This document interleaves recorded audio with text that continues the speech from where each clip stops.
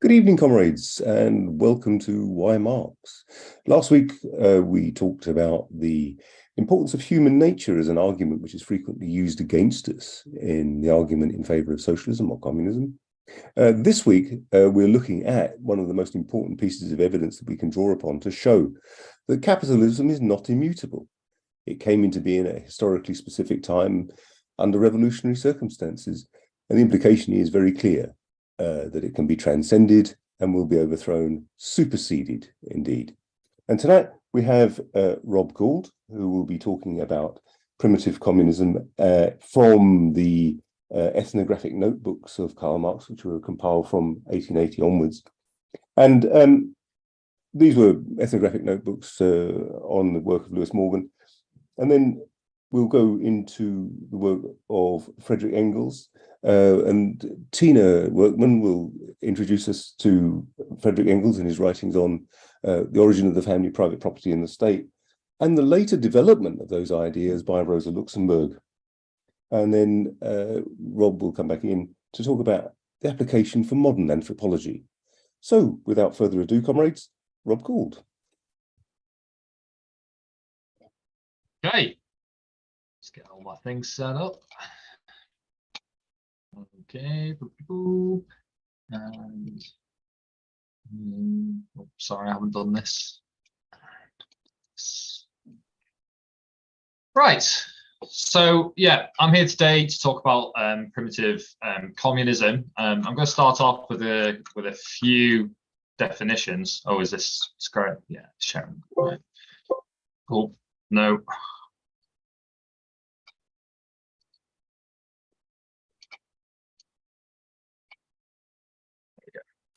Okay, so I'm going to start off today talking about primitive communism. I'm going to start off with definitions and kind of wider discourse.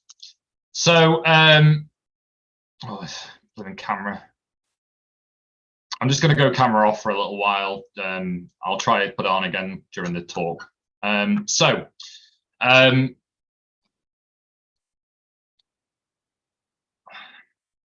Today's discussion is to focus on the notion of primitive communism in Marxist writings.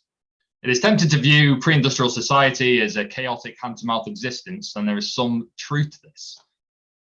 Subjected much more to the wants and whims of nature, pre-civilization human beings clearly adapted in a way to alter nature to meet its needs. The Darwinian ideas about evolution were contemporary to Marx and Lewis H. Morgan, an American ethnologist and anthropologist writing primarily about the societal structures of the Iroquois and other groups in the 1840s. And you know, we can really see the examination of early human society beginning in earnest with the logical progression of human beings from nature. Whether this is through the development of the hand and cranial capacities proposed by Vygotsky, or due to the amphibious ape theorem posited by Hardy and Elaine Morgan, it is not the discussion focus of today. Of more interest is the ongoing discovery of prehistoric cultures and production.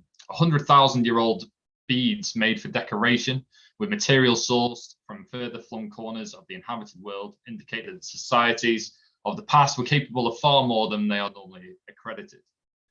With this in mind, we are forced to imagine societies in a far distant past with formulations unknown, and it is in this void that the concept of primitive communism becomes manifest.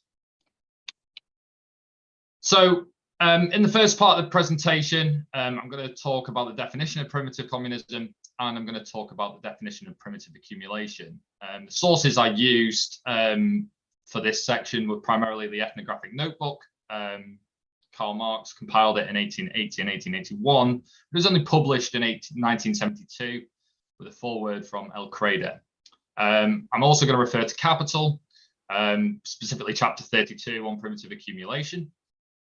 Also going to reference The Origin of the Family, Private Property and the State by Frederick Engels in 1884.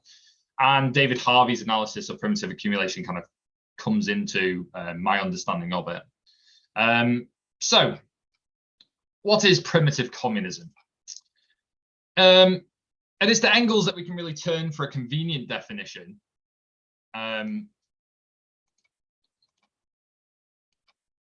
It is a society structured around the production of goods to need in a state of nature. That is to say, large family groups with the division of necessary labour being split within it.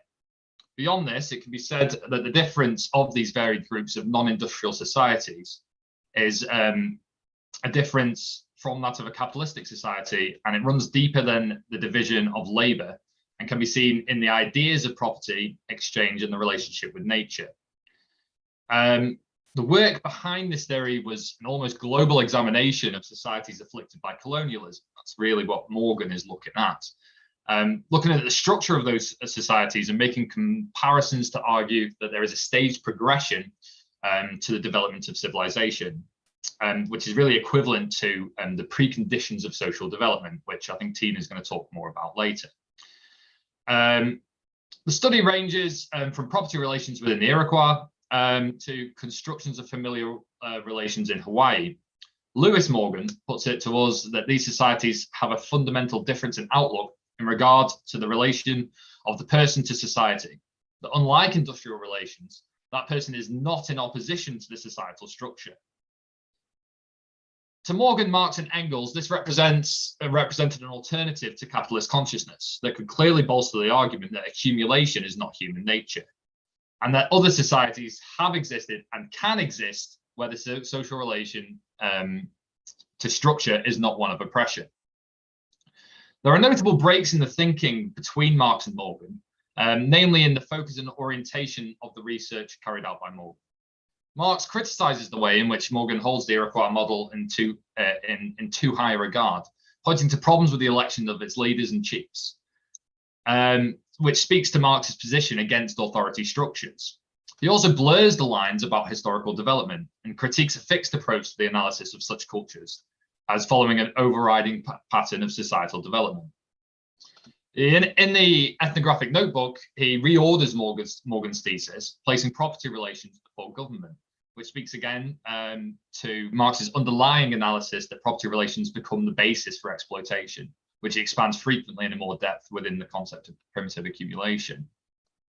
It's safe to assume that Morgan, Marx, and Engels agreed that this is not a societal structure to emulate. To quote Engels on this, man's attitude to nature was therefore one of almost complete subjection to a strange, incomprehensible power. Primitive communism is subjected to nature. And that's from the Origins of Family, chapter 3. Origins of the Family, chapter 3.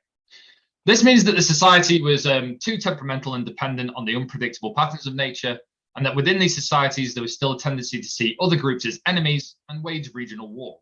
It required a very sparse population over a vast geographical area to be viable and not doomed to failure, which would not fit the conditions of industrial Europe with its vast population density. The work on this is incredibly detailed and for its time was complementary of societies that had previously been dismissed as backwards and godless. But there is much wrong with the framework that they used to approach the issue.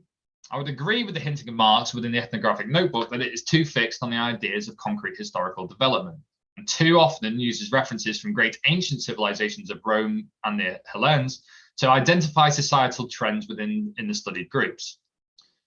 Looking in vain for a law of development, a process which in itself kind of strips the indigenous groups of their individual character and rejects that they have any unique conceptions and altogether alien societal structures.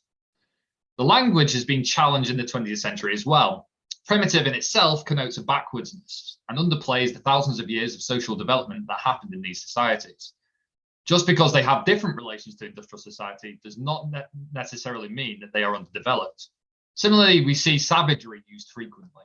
I shout back to kind of Rousseau's concept of the noble savage, which implies a proximity to animalistic order. That is to deny the full humanity of these groups. Modern literature would prefer the term pre-Marxist communism to describe these groups, and I would argue that this fits better now we have a more nuanced view of the developments within these societies. Above all, what we can take from this theory into modern discourse is a relative outlook on societal structures, that there are alternatives to the social relations of capital, and that these structures can endure for an indefinite amount of time. So now we go on to primitive accumulation. In chapter 32 of Capital, Marx outlines the theory of primitive accumulation. And while there is probably enough within this chapter for a standalone session, the essentials of the theory are this: that the foundation of all accumulation is the separation of the bulk of society from the common ownership of land, and the reduction of those separated to that of wage labourers, while the new emergent class of landowners exploit them for surplus value extraction by the production of commodities. The primary example of this is the progression of feudal England into industrial society, beginning with the abolition of the common land via bloody legislation, and the mass movements of peasant agrarians to the town to become industrial workers. There is room here to discuss how this impacts on the conception of stage theory, but again, we'll have to attend to this matter in another session, or perhaps expand it in the discussion later. So, how does this relate to primitive communism? Marx in Capital cites examples from many pre-Marxist communist societies about the individual circumstances of this expropriation, including the transatlantic slave trade and the treatment of colonies by European imperialists. It's important to note that this is, primitive accumulation is an inbuilt mechanism of capital accumulation that seeks to bring all peoples and all lands into the production of saleable commodity. And that in this process, it destroys the previous societal systems through legislation, violence, and barter. That is to say, it seeks to assimilate and remove all contradictory structures and victimizes those who lived in pre-Marxist communist societies. Over to you, Tina.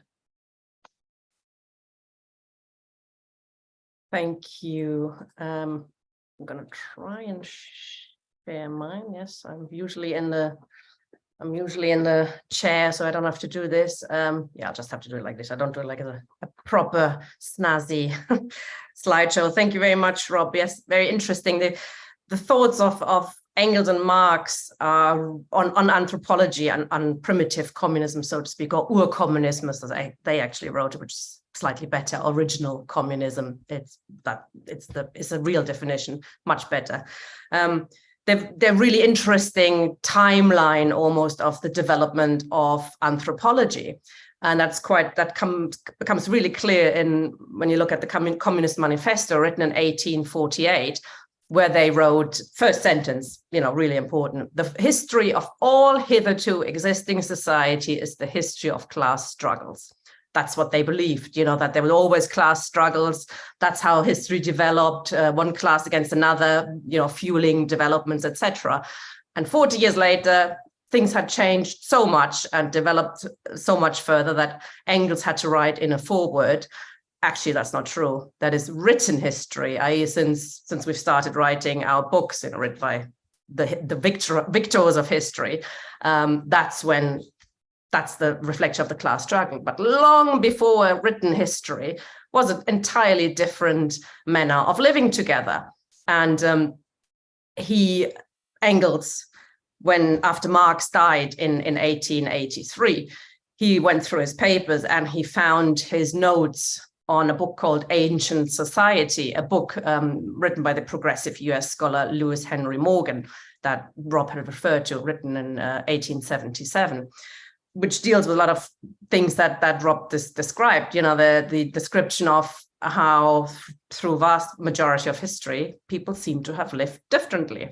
So Engels went on, he thought he was, fulfilling Marx's will. He went through the notes that Marx compiled and started writing his own book, making use of other studies and other scholars that have had turned up in that time and started the whole aspect of anthropology to write the origin of the family, private property, and the state, and did his own research as well, etc. Now, this was really a groundbreaking book in that it put Morgan's discoveries in a political context and sort of sorted Morgan a little bit. Morgan was not a socialist of any kind, so Engels tried to, make it applicable to socialists and take it over and put it in political context. That made it quite groundbreaking, as I said, but it's very much a book of its time. Not a great read, actually, I think, for a number of levels. He's not as good a writer as Marx, for a start. Also, he does what a lot of socialists did at the time, i.e. critiquing others at length, so that you have a lot of he's taking apart Haxhausen and others, people, scientists of the time, they were important, but, they've gone long out of fashion. So it's a long pages after pages after pages, taking theories apart that we don't even know about anymore. That can be a bit grinding. Also the terms, he takes over Morgan's terms of savagery, etc., almost without qualification. And I think the biggest problem with the book, it is very descriptive rather than analytical. So Engels doesn't go into the why have societies changed. He just describes it. Nevertheless, the description of these societies is huge. It's huge importance and huge implications. And especially Engels was very interested in, and it was used like that ever since, the role of the woman. That in capitalism, women have such a low position and so exploited. And his book really went a great way, at great length, to say, in the past, women held the central position in society. They were the most important, and look what capitalism has done to women. So it's very much written from that perspective, which is, as a woman, and a socialist, that was hugely important at the time, that he looked at it from a female perspective, not from a female, but you know what I mean. He put the woman into the foreground. So he used, as I say, Morgan's description of the various periods. And in German, it's actually savagery is Wildheit. Again, not quite as bad as savagery. So Wildheit is wildness, So he describes that hunters and gatherers lived in communistic, egalitarian, and most important, matrilineal households. Women hold a special position, which is based around collective childcare. Land and basic means of production are held in common by the Gents. These are large, Gent is a large family based around the woman. So, there's group marriage, he describes. So group marriage, so it's all based around the woman's household. The sisters, her mother, her brother, her dad, they all live together, the kids, of course.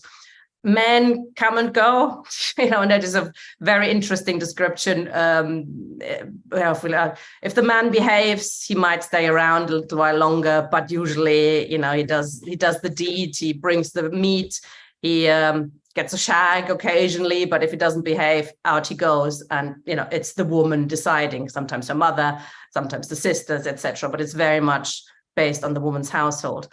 If there's anything to pass on, bow and arrow, those kind of things, there's no private property. It goes to the Gent after the death of a person.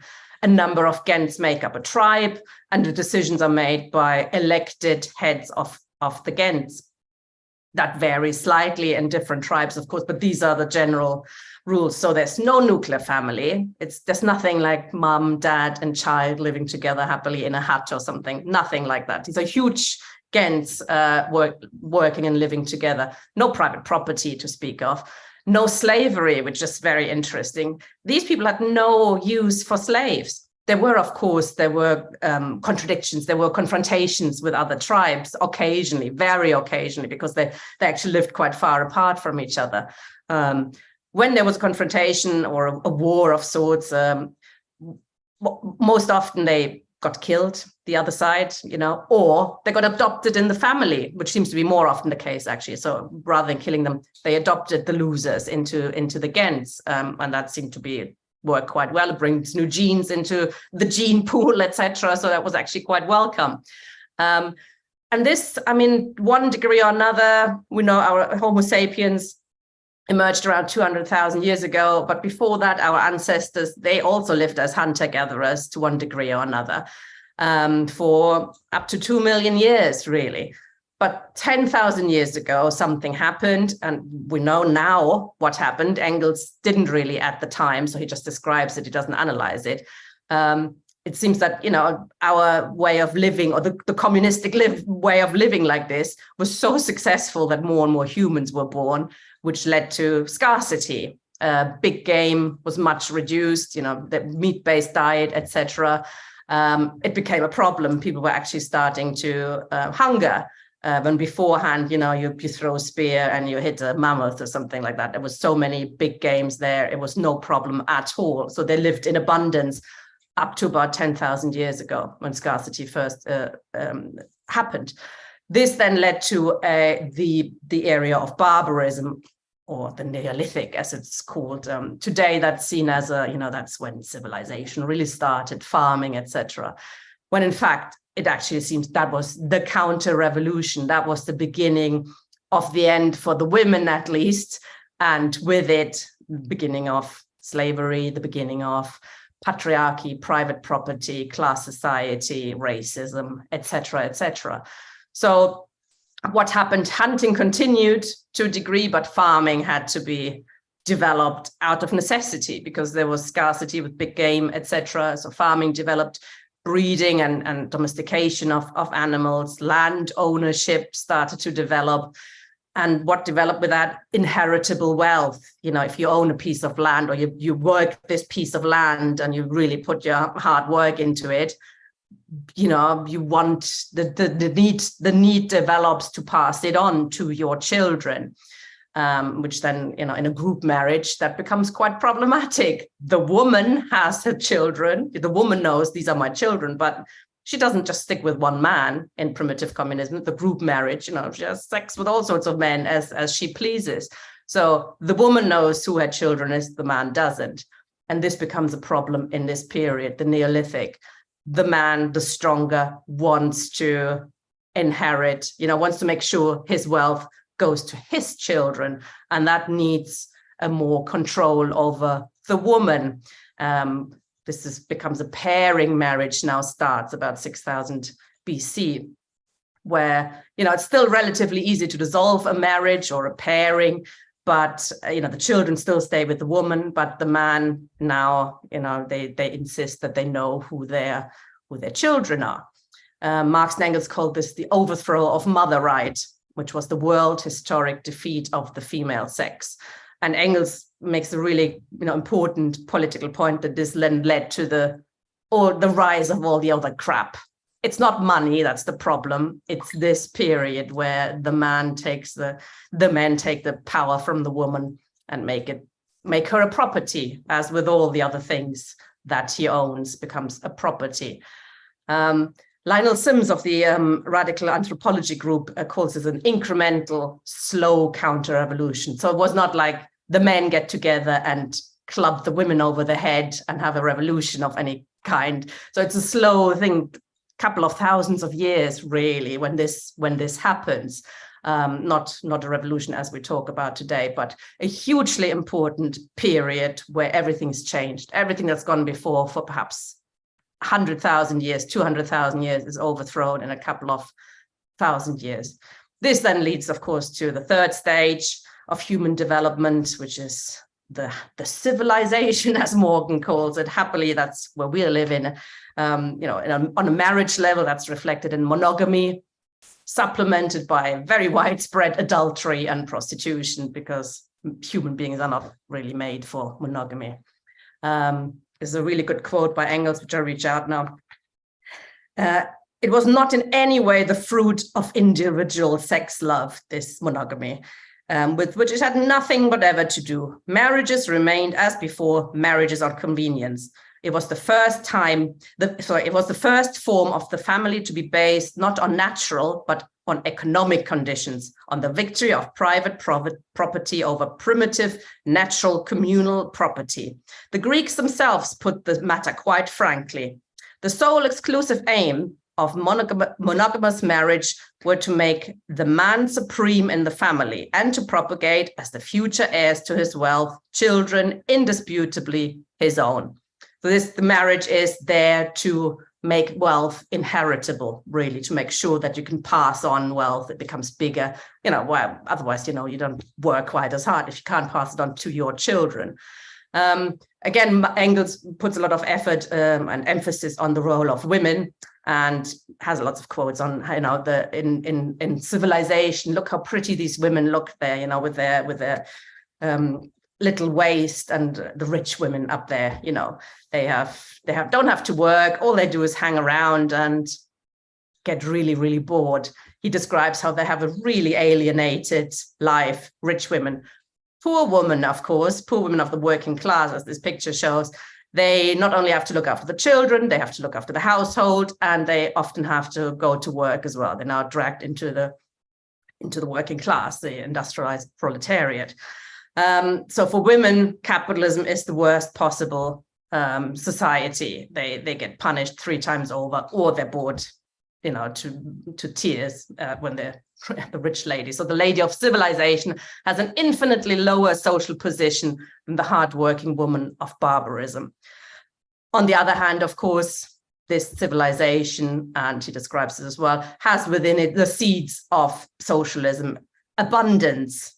Now, because of the revolutionized means of production, abundance is possible, which allows for the development of socialism. I'm going to quickly touch on Rosa Luxemburg, who wrote on a similar subject in 1910, called The Introduction to Political Economy, Einführung in die Nationalökonomie. It was only published in 1924, 5 years after she'd been murdered. But it is an absolutely stunning work. I really encourage comrades to read it. She's writes in a really engaging way for a start. She's a superb writer. She really is much better than Engels. Funny, witty, clever, really good turn of phrase, etc. It's an absolute joy to read her stuff. Also, she had the advantage of having another 25 years where developments were happening. Colonialism was really expanding, and with it, reports about all these strange societies.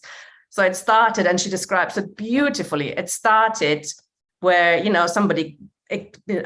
colonialism in Africa. Oh, we found this village where the people don't know what property is. Everything is held in common. Oh, we found something in Russia that's quite similar.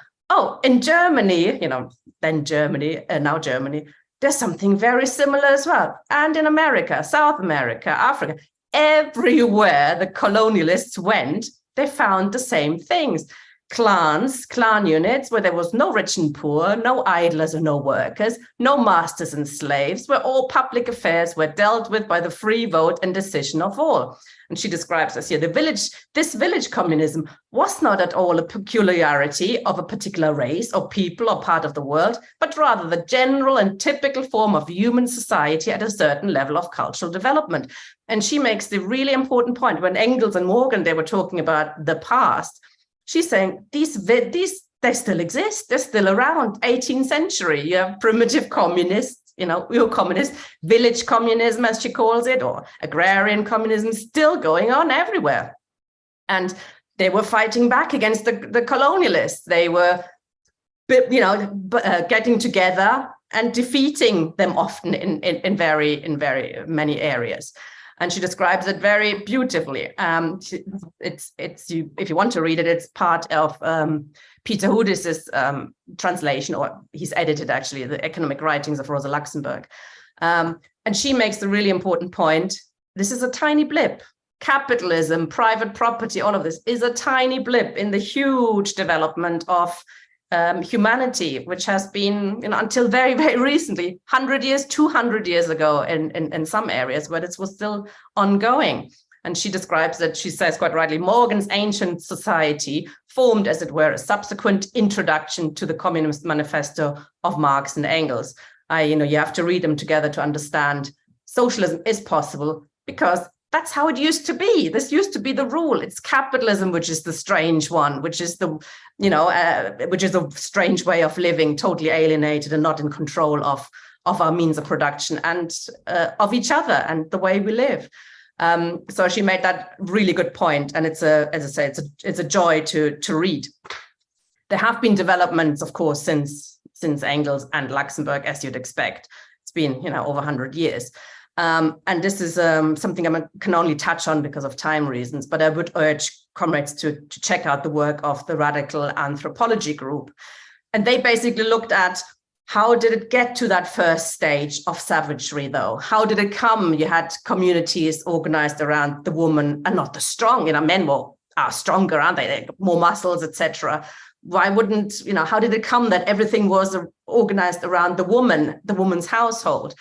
And they believe, and they think there's evidence of this, that collective child collective child rearing wasn't always so. It used to be more like chimpanzees do it, so it was the woman had to do it all.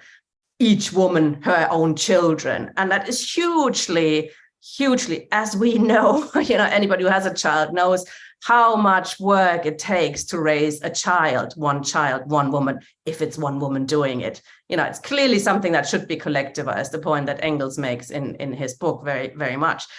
And the comrades from the radical anthropology group say that there must have happened something, and there's another piece of evidence, which is the brain size around 200,000 years ago really massively expanded. Again, not overnight, obviously over a number of thousands of years, but humans, early our ancestors, their brain used to be 300 grams. And today's Homo sapiens is 1.3 kilograms. So it's massively, the size of the people didn't change much, but the brain massively expanded, which led to culture, the beads that been found, etc., language, etc. So you need a brain mass to do that. But in order for the brain to grow, is evidence that a collectivization of childcare had to happen, because just women doing it themselves, it's just too expansive for a woman to do. And there is evidence that this happened. And clearly, the fact that we can see there were not matrilineal clans supports this point. So they believe there was a kind of human revolution led by women who bound together against the stronger men and said, sex strike theory, etc. Again, I can't go into this, but there was a revolution led by females that led to that first stage. There was a stage before, which was probably savage, actually. And this, what's called now savagery, was more like women-led early communist society. So I do urge comrades to check that out. The Radical Anthropology Group, hugely interesting. They have regular meetings and they've done an awful lot of work on that.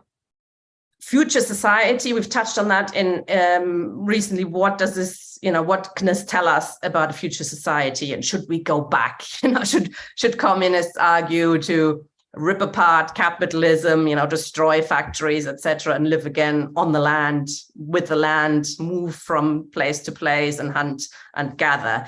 And I don't think, as Rob said, I don't think Marx and Engels said that was a good idea, and Morgan didn't either. And there's a nice quote of Morgan, not a socialist, but Marx and Engels do quote him, and they say, he says, the future society, it will be a revival in a higher form of the liberty, equality, and fraternity of the ancient gentes, the matrilineal clans. So that it's going forward, not back. It's not about population control, which the Greens in a number of countries still demand. We have to stop breeding so much. Humans are the problem. We can't have that many humans on the planet. And if we lived in tribes again, that would be true, but that is not the answer for sure. Ripping up the means of production, but using them for what we need, what the planet needs, and obviously producing in a much healthier and ecological way, which can be done. So this is the point I believe that we need to learn, looking at the past to see we used to live as communists. We were communists and throughout the vast majority of our lifetime, and taking that forward, taking over the means of production, changing everything, changing how we produce, to once again live collectively, have collective child rearing for a start, and much, much more. Liberate women and liberate all of society with it. Thanks.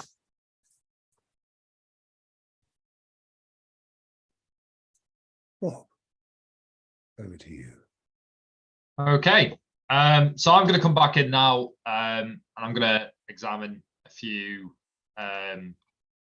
groups and talk a bit more about primitive communism in the 21st century, or I prefer the terms, how do you say it?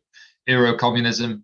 Is that how you'd say? I think that seems to be a better term. And a small comment on Tina's presentation. I think you're a bit harsh on the Neolithic peoples world over. I think certainly there was a beginning of patriarchy, but then there's also a number of Neolithic societies that seem to have female deities at the kind of center of their cultures. Notably the temple people on Malta and the Minoans in the Aegean, in which women seem to have a different social status, but we can't, obviously there's no written history that survives of these people, so it's hard to kind of say what those structures would have looked like. Anyway, I'll begin the sharing of my slides here, and I'll get my talk up. Okay, so in the 21st century, there are remnants of pre-Marxist communist groups scattered around the world. This part of the presentation is going to examine some of these groups out with a definitive framework and from a position of relative observation of traditions and practices, particularly focusing around property and labor relations. There are numerous examples of societies that we could focus on. In the preparation for this, I looked at the Maori, I looked at the Aboriginals in Australia, I looked at various groups around the world, and I've decided to only focus on two because of kind of time constraints. We're going to look at two living examples today that have had different conventions of property and assess their conditions today. Now, what's interesting about these societies as well is it kind of presents a different view to Tina's, in that these societies are patriarchal. Okay, so these are societies that have had a long history of patriarchy, and this is not to say disagree with the radical anthropologists, radical anthropology groups' overall thesis, but it just so happens that the ones that I looked at today for today were patriarchal. Anyway, right. So we start off with the Nuchaluth people of the indigenous inhabitants of what is now the Pacific Northwest in Canada. This society was built on a water-based lifestyle with the common collection of the bounties of the sea for the distribution amongst the people of differing tribal groups up and down the coastlines. So there's a number of familial tribal groups that lived up and down the Pacific Northwest in Canada, and they share common cultures and common language. There is a history of conflict within these groups, but as Tina kind of rightly pointed out, the nature of the conflict is a little different. It's not as all-consuming. It was, a smaller affair. It was a less the overall human cost was much lessened in these conflicts. There is a social hierarchy that's being built around chieftain class and a commoner class, which Morgan refers to. The commoner class, while autonomous, still has to request permissions to fish or forage in tribal territories from the regional chiefs. However, this relationship is two-sided in that it is also the responsibility of the chief to redistribute wealth fairly or risk a drop in status. The greatness of a chief is not measured in his personal wealth, but in the ability of that chief to provide for the members of the nation. So this represents a fundamental difference in the relationship of labor and society, that members in essence labor for a common good. And this difference in the relationship to labor can most clearly be seen in whaling practices, which is what the image here is from. Again, while it's in the modern world it's widely considered unethical to hunt whales, I don't think it's fair to judge a society by kind of Western conceptions of animal rights. It's a whole different relationship with nature that we're looking at here. A much more sustainable practice of whaling, while still cruel to the animal, has an important societal function, and that's for individuals to kind of weigh up themselves.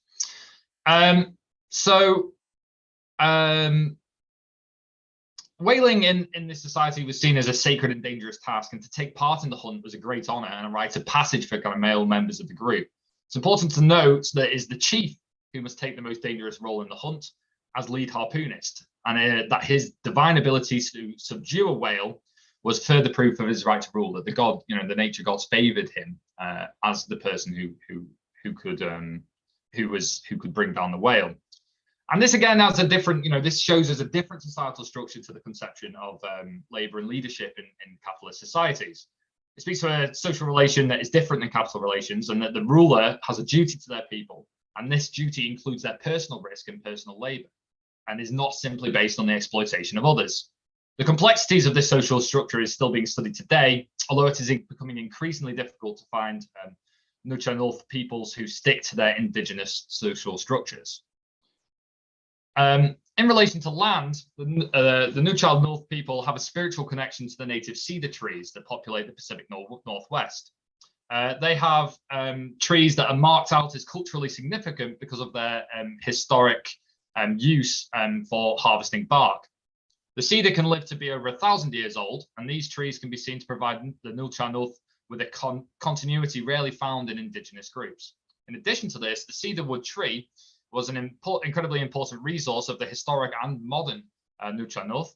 Not only are they ceremoniously cut and harvested, they provide the wood for totem poles, canoes, and housing that were the foundations of the culture. The trees were harvested sustainably. Bark was cut from the living tree and allowed to heal,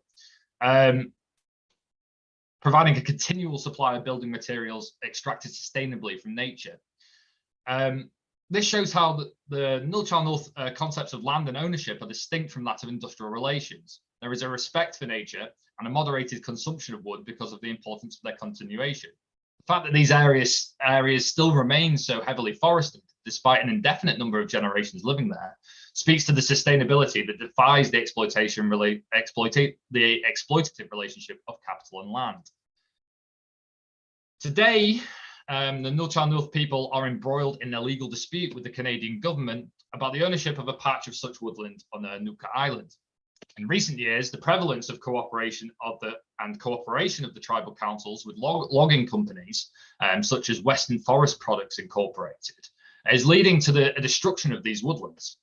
To add to this, to ensure the survival of their people's culture, they've had to dispose of traditional values, turn to economic development, to fight such legal cases and to pay historical debts imposed upon them.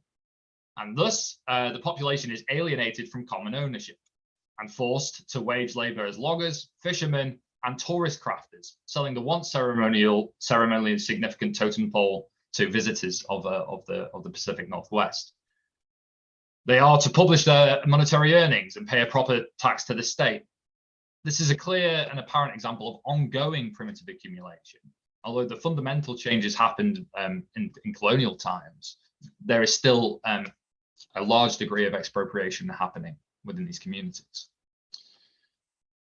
So the next group I'm going to examine are the Maasai people. The Maasai people are an African ethnic group in modern-day Kenya and Tanzania.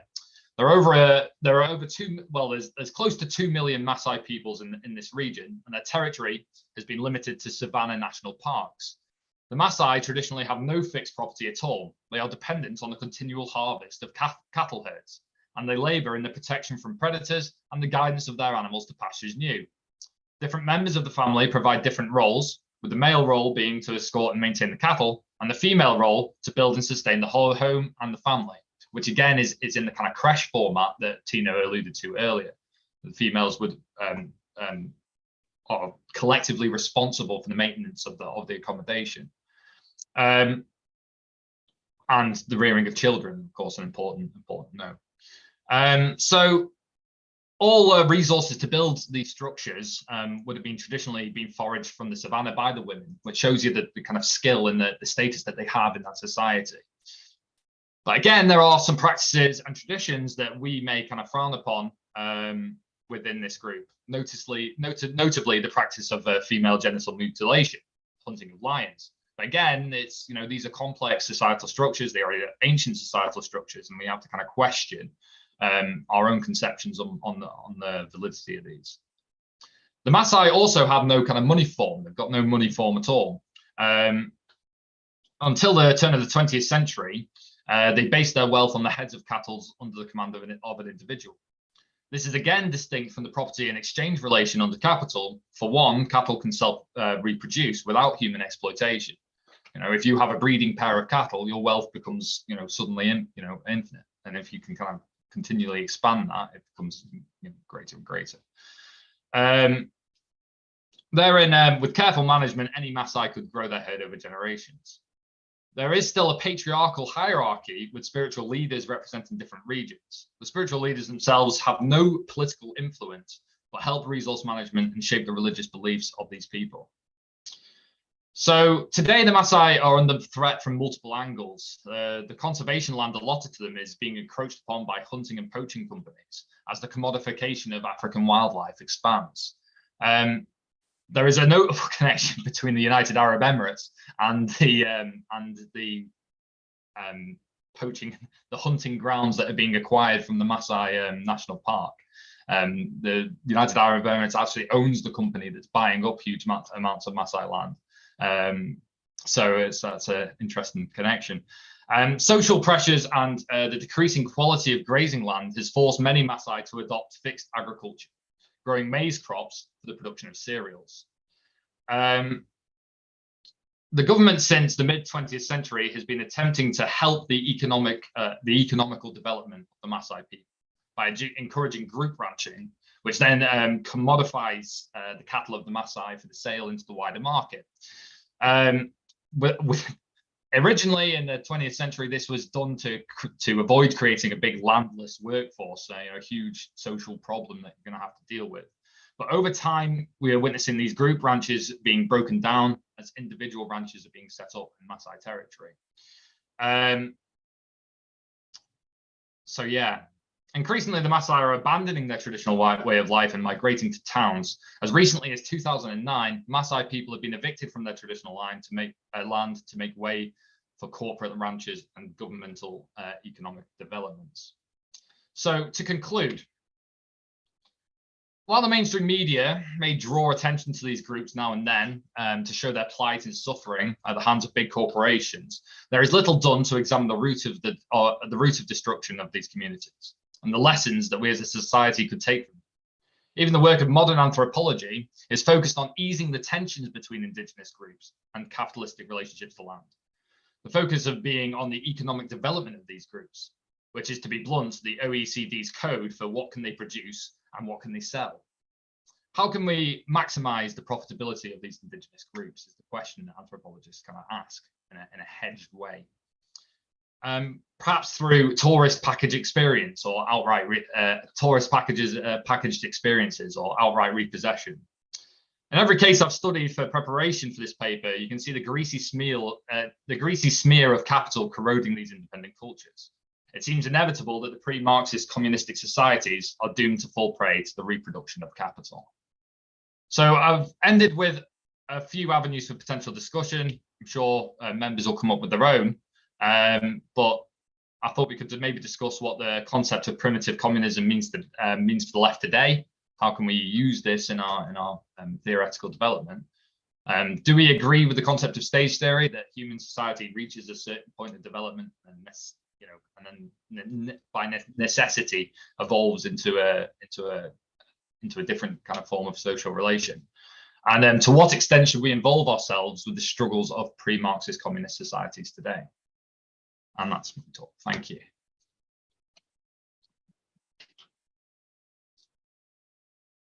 Excellent, Rob. Thank you very much. And thank you very much, Tina. Two excellent presentations. And I think there's quite a lot of food for thought there. So the usual caveat, there are no stupid questions. Please feel free to put your hand up if you want to ask anything. I will naturally abuse the chair's privilege of asking a couple of questions of my own. But first of all, Nick, over to you. Okay, well, thank you, Comrade Chair, and thank you to Rob and Tina for really interesting and enjoyable introductions. One of the most important things that I think we can learn from this discussion has already been emphasized, but I think it's worth restating, and that is, for the vast majority of human existence, whether as Homo sapiens for 200 to 300,000 years, or as other forms of humans for more than 1 million years, the existence of human society and of Homo sapiens has been in societies that are egalitarian and where personal liberty is first and foremost. And I think that's really important, because what it says, as Tina emphasized, is that for the overwhelming majority, you know, it's like having a day, and it's all but for the last half hour of the day, human society has been equal and free. And for those 300,000 years of Homo sapiens, anthropologists now, not just radical anthropologists, but most anthropologists agree that society was organized in what's called hunter-gatherer societies. Also the term immediate return subsistence. And I have to say, when I was a lot younger, I used to think that in these societies, it was very hard, it was very difficult. People had to eke out an existence, they would go without food and so on. And of course, all of that's completely wrong, because these societies lived from nature. They picked the berries, they picked the fruits, they picked the nuts, they lived off them, they hunted together as bands. And one of the important things that I think we can glean or come out of a discussion like this is that it's conditions that determine consciousness, it determines culture, it determines the way that human society organizes.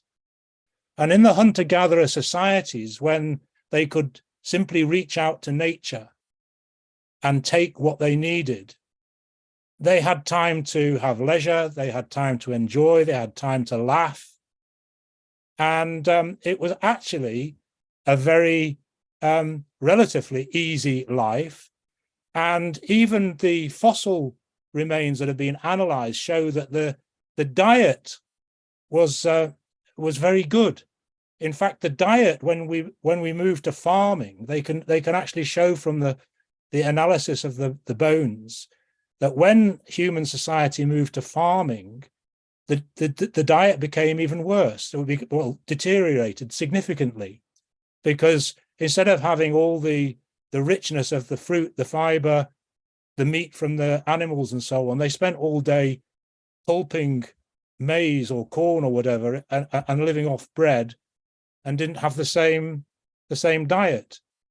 But in those societies, you think about it, things had to be done collectively. If you wanted to organize the way you lived, you shared out responsibilities. If you wanted to go on a hunting trip, you did that collectively.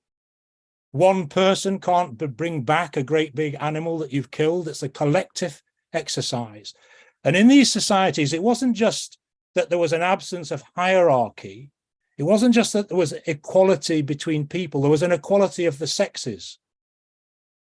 And again, that's something that disappeared over time. So we've got 300,000 years plus before Homo sapiens, where our existence has been built or lived in this commonality. I don't know whether you can call it common ownership, but people inhabited the earth, and they looked at the earth, they treated the earth with respect, and they moved on. They moved where the next hunt would be. They moved on where the next fruit and so on would be, and they lived in harmony with nature. And then about 12,000 years ago, for all sorts of different reasons, including climate change and so on, you had already had the beginning, and this is where I've got some differences with Rob, actually. About 30 to 40,000 years. I'm not an expert, by the way, but this is so people come back and shoot me down, please. But as I've read, about 30 to 40,000 years ago, you had the development alongside the hunter-gatherer nomadic existence. You had more sedentary developments. And one of the locations for this that I've seen researched and written about was in Northwest America, so along the coast where salmon fishing and so on. And the argument that I've heard put forward is that with the development of sedentary farming and fishing, this is when you began to get the development of a hierarchy, that you began to get a surplus and the need to protect that surplus, and the development of the hierarchy. I think it's important that we understand this didn't happen overnight.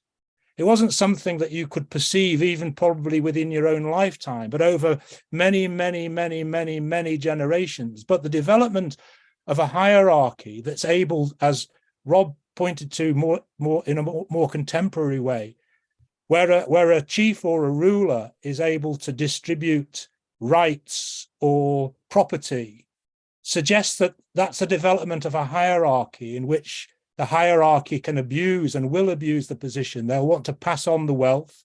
They'll want to protect it from others. They'll dish it out or dole it out to members of the same kinship line, the same lineage. They'll exclude others, and you'll get competition. And so you get the development of what's called patrilineal societies, where instead of the man going to live with the woman's family or band, the woman goes to live with the man's tribe, the woman is isolated, the woman is separated from her family, and over again a period of time, the men in society gain the dominance over the women. And so you not only get the development of class society and the development of a hierarchy, you get the erosion of sexual equality and sexual liberty. But what it does show is that the attitudes are the product of the way that human society organized itself. So anthropologists have studied, as Robert has talked about, anthropologists have studied more contemporary societies that can continue to live in isolation almost, but with some aspects of these societies that must have existed 20 to 200,000 years ago.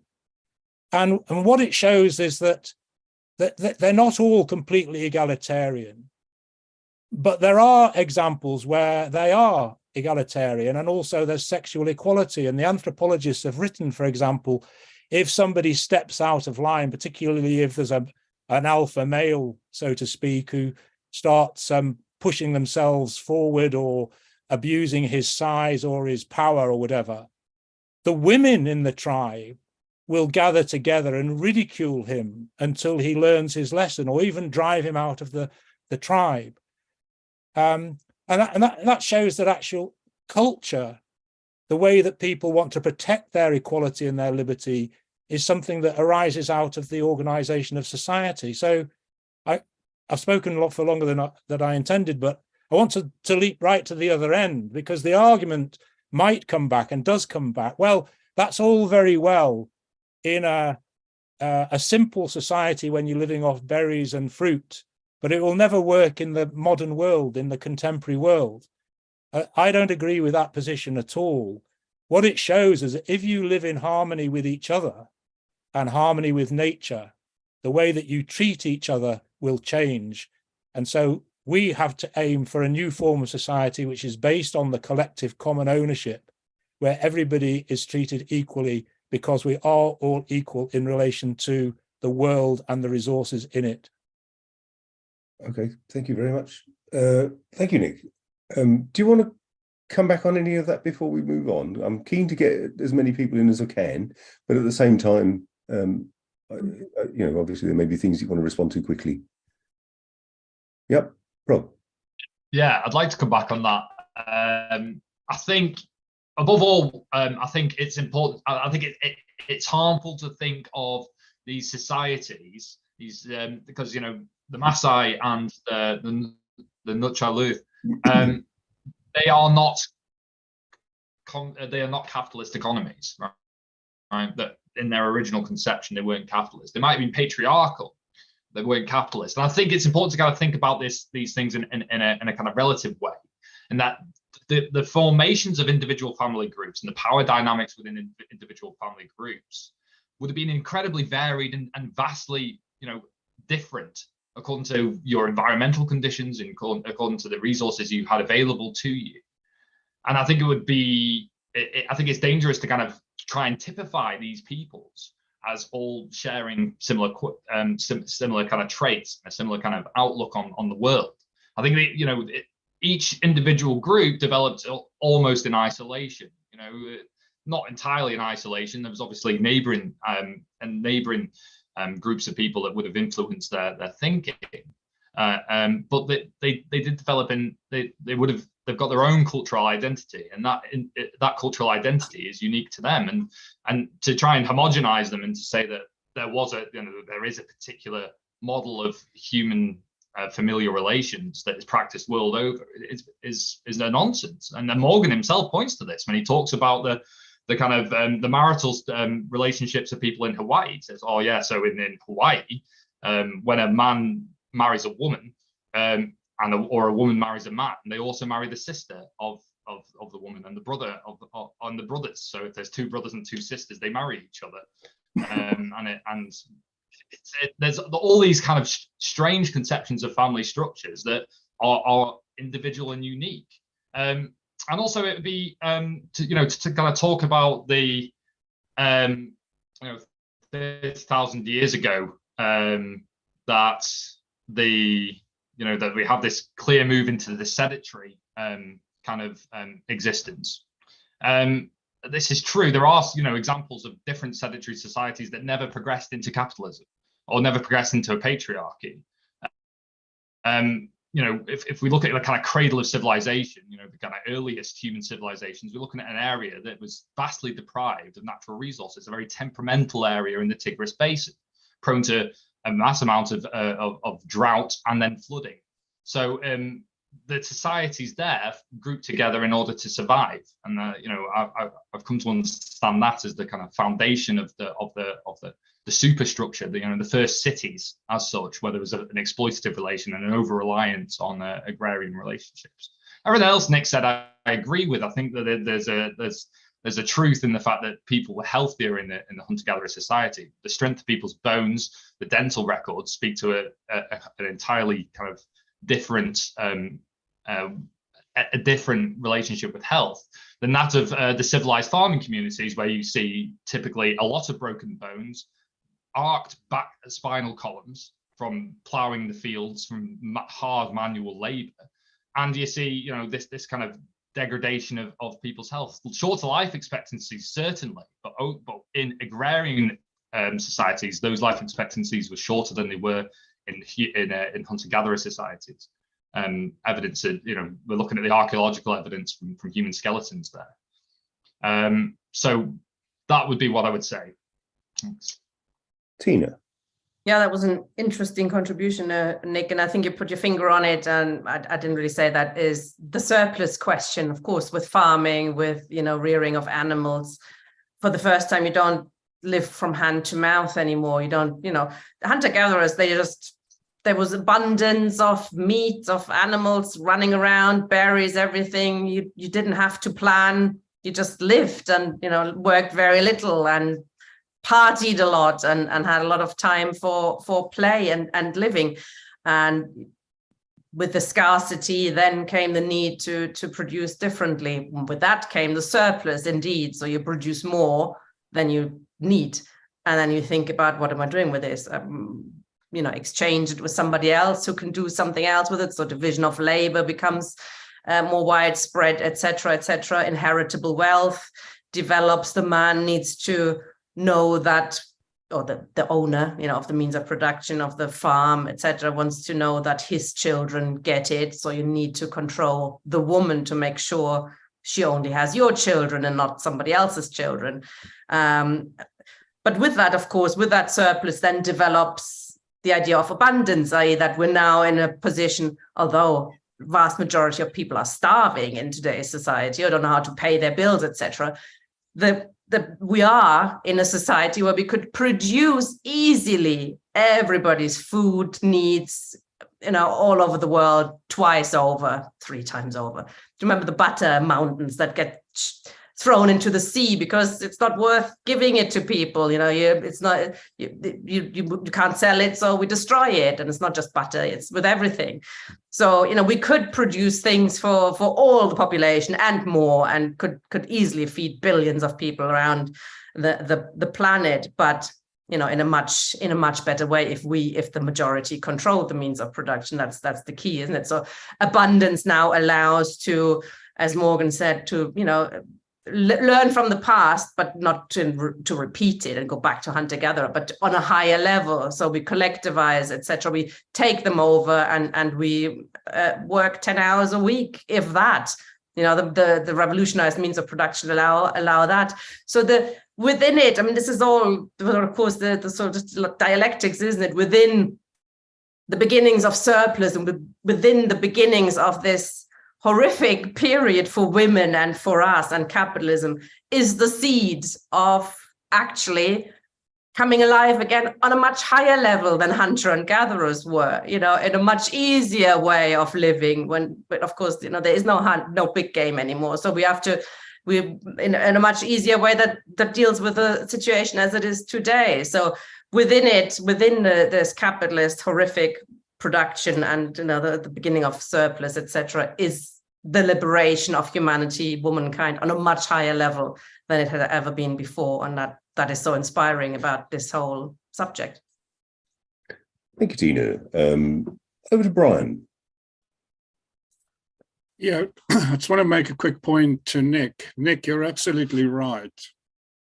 The really delightful paradox of history is that the most inferior food, i.e. the grasses which we began to grow, the most inferior food is actually the basis of civilization, because it created a permanent agricultural surplus without which civilization couldn't have taken off. And one of the reasons why people shrunk to about 4'3" to 4'6" is because in nature, everything tries to defend itself. So these grasses have anti-nutrients in them, which are called phytates and oxalates, and their purpose is to bind to calcium. And if your calcium becomes unavailable, then you develop small, you know, a small skeleton, you shrink, you eat less of the grades. And it was only when people learned how to get rid of these anti-nutrients, and this is particularly true in Central America, that they began to grow a bit bigger. The point I want to make, the main point though, is that when the Victorian professors, especially at the University of London, heard that Engels was promoting primitive communism, they kind of took all the material and buried it in the deepest basement in the University of London. And it really only surfaced in the 1960s.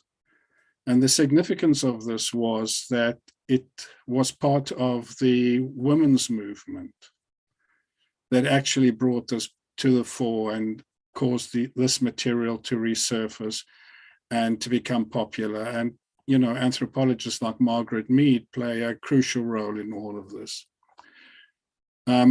The final point I want to talk about is slightly more tangential. We were talking about the difficulty of raising the young in primitive communist societies. You know, it's up to the age of 5, really, before a child can run at any pace. And so the whole clan had to defend the young against marauding animals and so on and so forth. Now, anthropological biologists, evolutionary biologists, point to the fact that only humans and whales have a menopause. No other species have a menopause. The woman, well, the female part of the species is fertile until the day they die.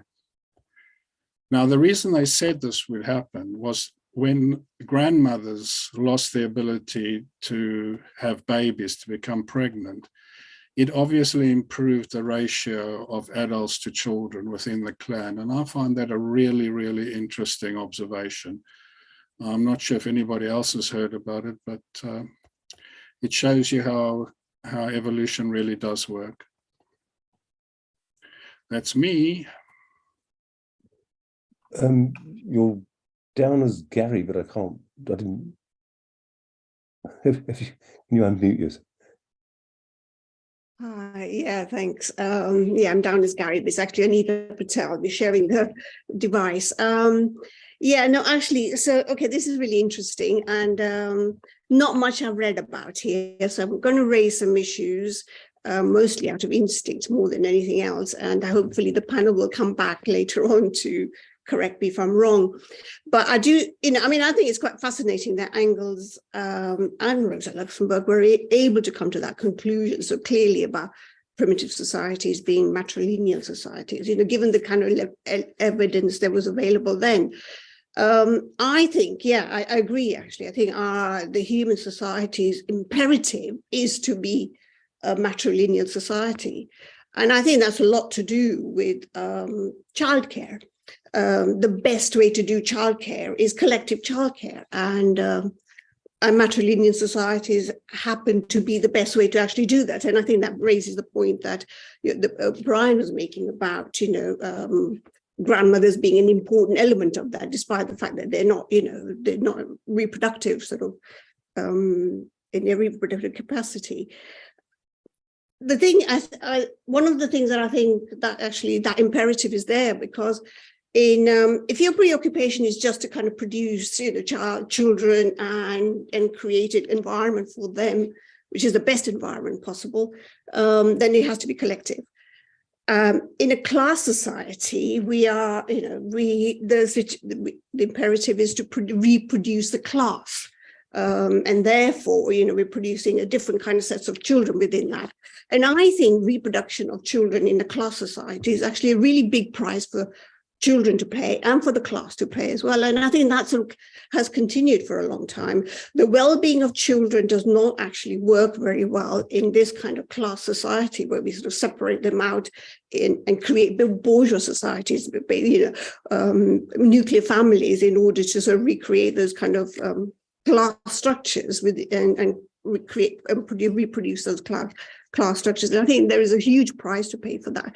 But, and that price does create contradictions. And I think the imperative for sort of communism and collective living is here with us now, and it will always be with us. It's not something that happened in the past, and we need to kind of look at the past sort of societies in order to say, oh, which way are we going? Which is not to say we shouldn't look. So I have a problem with the term remnants of communism. And I don't know if that's the right way to kind of, look at this. We don't have to make any excuses for communism. I think communism is within us right now, and the contradictions that we have to come over lead us to communism. I also have a problem with anthropological studies. I mean, I don't know what anthropology is here.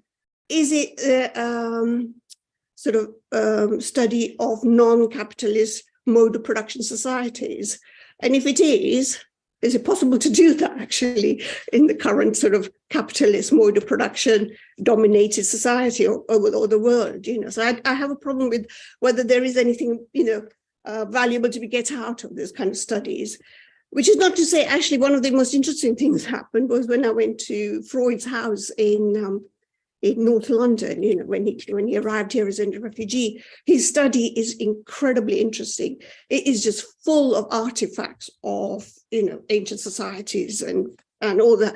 So in a sense, just as we are really fascinated by, primitive societies, ancient societies, how did they live, and the artifacts that come out of it that tell us about that, I found that quite interesting. But I don't know how much of that actually contributes to us as socialists in the direction we're going in with that. Finally, sorry, one more point about Tina's thing about this kind of scarcity that led to, the setting up of sort of societies, which then kind of became hierarchical. I also think, I feel it's more likely to be, we also have a predisposition to create that surplus, we want to make those advances. We want to capture society and nature in a way that creates technology, that creates spare time, that creates all kinds of abilities that we do. I don't think it is just a question of scarcity that forced us to do that. Yes, we had a price to pay for the arriving where we are and control over nature and control over technology and all that kind of thing, which is, we have a patriarchal society, alienated society, difficult sort of lives that people lead. But again, the imperative to sort of then lead us to socialism is always going to be there. I'm not sure I would have wanted to choose to remain in a paradise of berries and salmon fishing society. I would rather be in a society where we have mastered technology and we can have communism. We can have both. Thank you. Shall we take another questioner first, or do you want to come back on anything urgently? Marion, would you unmute yourself? Marion? Hello? Can you hear me? Marion? Hello, can you hear me? Yes, we can hear you. Yeah, I think it's a very interesting discussion. I think it's quite important, this discussion, because when you look back into prehistory, if you want to call it that when human beings lived more collectively, and for me, collectivism is the most important thing. You know, if we collect, I mean, the big item on the news today that a lot of women are having to give up employment because childcare is just so expensive. But if you had collective childcare, if we had collective kitchens and all those kind of things, we could reorganise society that would free both men and women to live fulfilled lives. If there is enough wealth in the world for us to be able to reorganise society, for every society to live in that way, and where there could be more democracy, where there could be more localism, where people could organise, and it would be a better world. And that's the important thing for me, because the other thing is when the matriarchy was overthrown, that's when the position of women became a lot worse.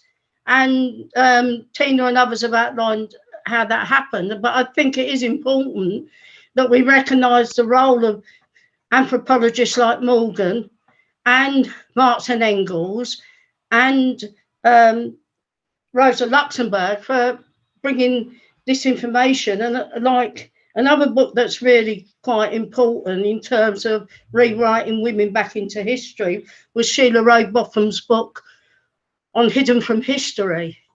And it's been a pet theme of mine about us recording our history more. I always argued that at Women's TUC that a lot of this stuff should be recorded, because a lot of it gets lost. You know, if you don't record it at the time, once the memories of the people involved, it's lost, and that's another tradition. So for me, I think it's quite important that, and also it debunks the idea of, oh, it's human nature. Greed is human nature. You know, the number of times I've been told that you can't change the society to be what you want because it goes against human nature. Well, this gives us the arguments that it hasn't always been the human condition to be greedy, not to share, not to work collectively. So I think it gives us a good argument to have with the people that say, oh, it's human nature, you can't change anything. Because that's what the capitalists want us to believe, because that way they can keep exploiting us and imprisoning us. So I think it's really important discussion that we're having tonight. That's it for me now. Thank you. Unless there's anything urgent.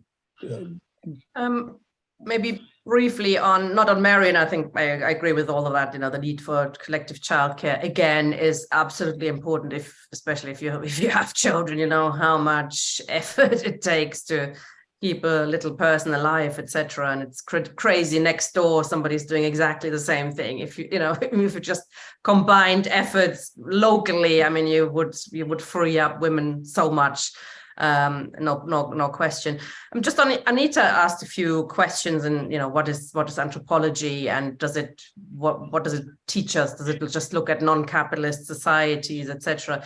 I mean, anthropology is, as I understand it, I'm not an expert on it either. It's just looking at how humanity developed, and as it happened, it was non-capitalist. I mean, it's a huge advancement to understand that, and we can't overestimate this enough. It all happened in this period of where Marx and Engels were writing, and it's reflected in their changing views on the matter. In 50, 60 years, things dramatically changed our understanding of societies, that it wasn't always class struggle, but there was, you know, there was a socialism of sorts. There was collectivity, there was holding things in common, etc. And all of that happened in that period. So that understanding is huge, and that makes, I think, anthropology one of the most important sciences there are.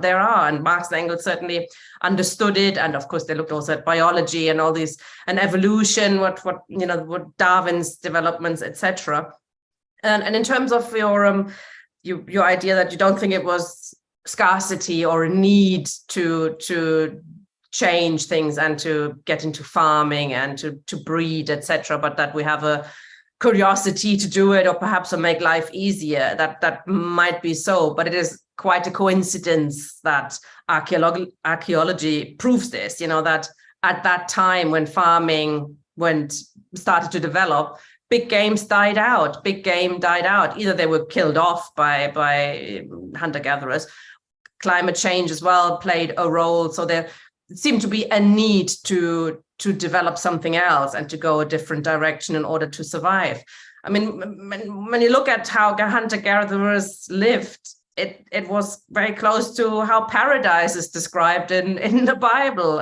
You know, it's you live with the land, you have parties, you know, different kind of parties that we would have today, but, you know, you enjoy life, you're collective, you know, you hunt in the morning, you fish in the evening, you sing, you dance, you live, you know, you just live to live, you don't live to work, etc. So, you know, I think it had to be a need, certainly seems to be more likely from my perspective as a, instead of, you know, all the human nature wants us to create a surplus and to start farming, etc. I think it was more a need. And of course it got colder and you had to start, you know, sort of surviving in the winter. And I think that certainly played a role with it as well. Thank you. Oh, Rob. Just like to come in on that. I do think that the kind of notion that it was due to the dying out of big game as the kind of foundation of farming society. And I mean, you know, perhaps we're not here to talk about the kind of specifics of the development of humanity, but, you know, the earliest civilizations, the earliest agricultural-based civilizations were in the Near East, and what is known as the cradle of civilization, the Tigris Basin. This was a society, like I said before, that was in a temporal kind of area, and that led to a scarcity of resources that pushed it up, right? Many of the Northern European societies that were reliant on hunting for big game, etc., continued in that practice, and it was the civilization once formed began to spread across the whole of the Mediterranean, and it spread into North Africa, and it spread into southern Europe.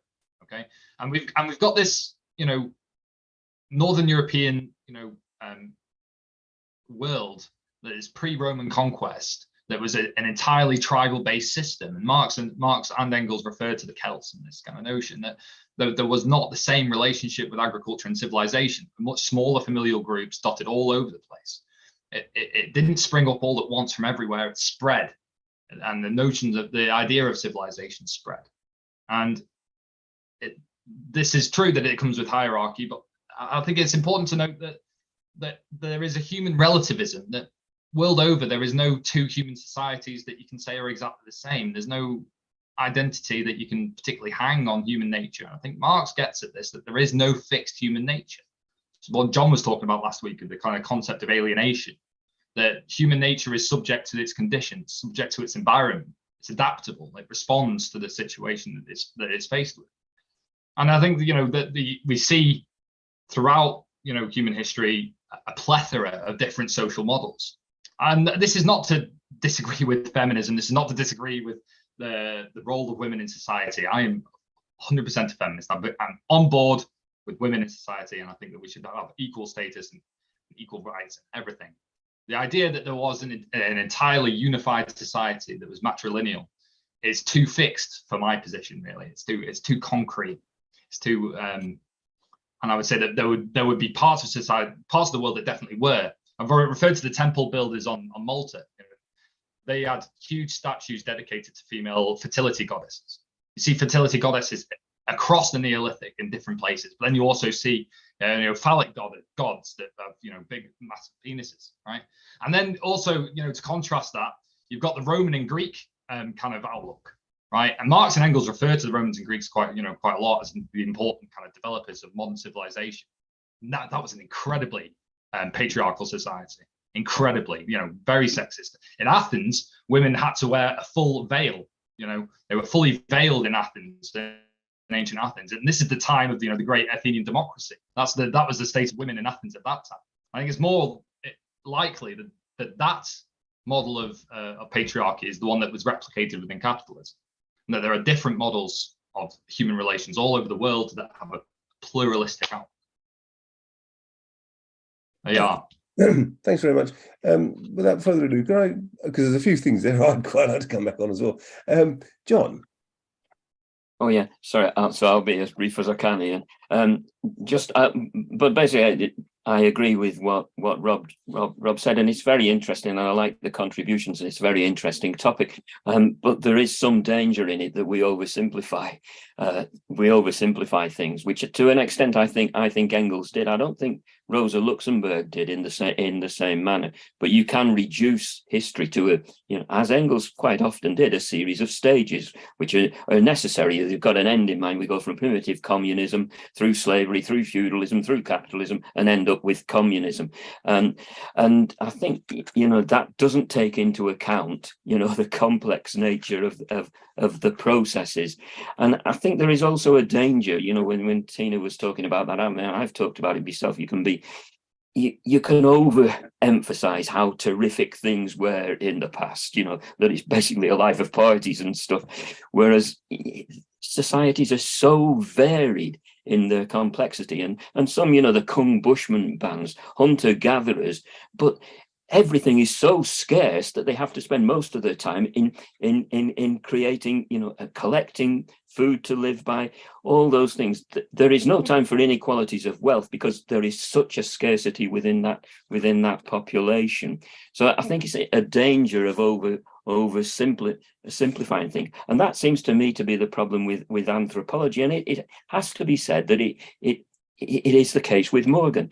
It's somebody looking at a society from outside that society. And Morgan had connections with the military institutions within the areas that he was discussing. So that has to be taken into account. It's people looking from the outside at societies that are very complex, and it's getting to grips with that. There are all sorts of difficulties in looking at those societies in terms of language, culture, etc. And there can be a reductionist, approach to that from social anthropology. You also have to bear in mind a lot of these studies are based on a colonial experience. Evans Pritchard examining the Nur culture in South Africa, and he can't understand a complex society, cattle herders in the main. And one of the things they do, which he has difficulty understanding, is when they pass each other in the countryside, they spit at each other. Now, what an awful experience that is. So he has difficulty in interpreting that, but that is their sign of greeting. That's what they do.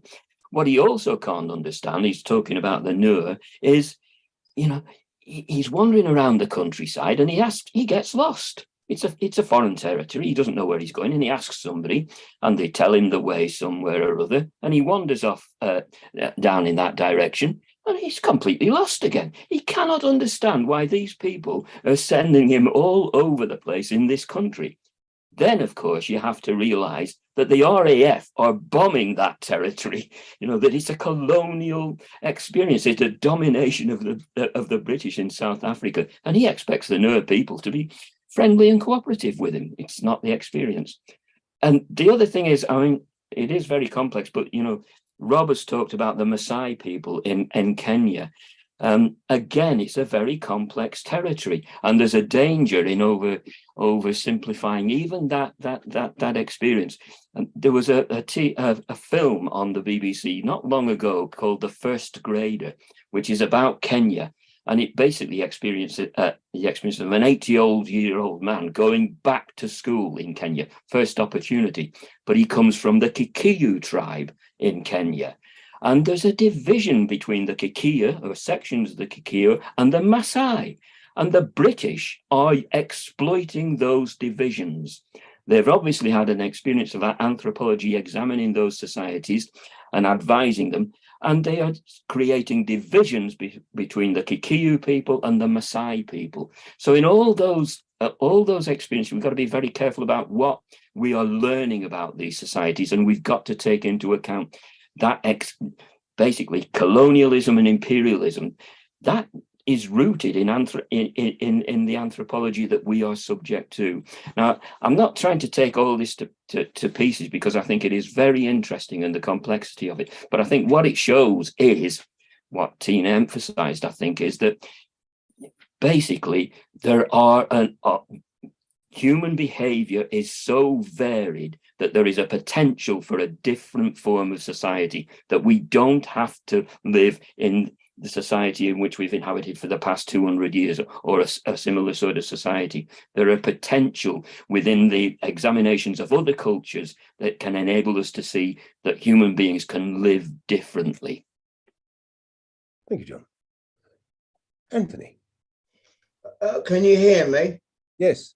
I'm going to answer John, and then I'm going to talk about why communism is relevant for today. But I thought John was the most revisionist in this debate, because what Marxism does, it looks at the mode of production as the predominant form. But I try to talk about the uneven and combined development, because the Marx debate, primitive communism, was very good for the comrades that said in this discussion, because of the collectivism, but because it was on a very low material basis, cannibalism and all the other problems of survival, it could not develop. I think Rob's quite correct. The big game, Tina might be correct. The big game did disappear, but the key thing was, as Tina said later, was the Neolithic revolution. As Rob said, that was the key thing that led to surplus. You couldn't have classes, and you can't have classes about modes of production and relations of production and private ownership. But Rob's been up to that. Marxism is never deterministic. It sees different features at different times. Morgan took 40 years. I was reading Engels' fourth preface. It took 40 years to research this, and it was at the time of evolution with Darwin. And Trotsky said in defense of Marxism, like Hegel, it came before Marx. And Darwin was in between Marx and Hegel. They were geniuses because they used the dialectical materialist method, despite Darwin's empiricism. And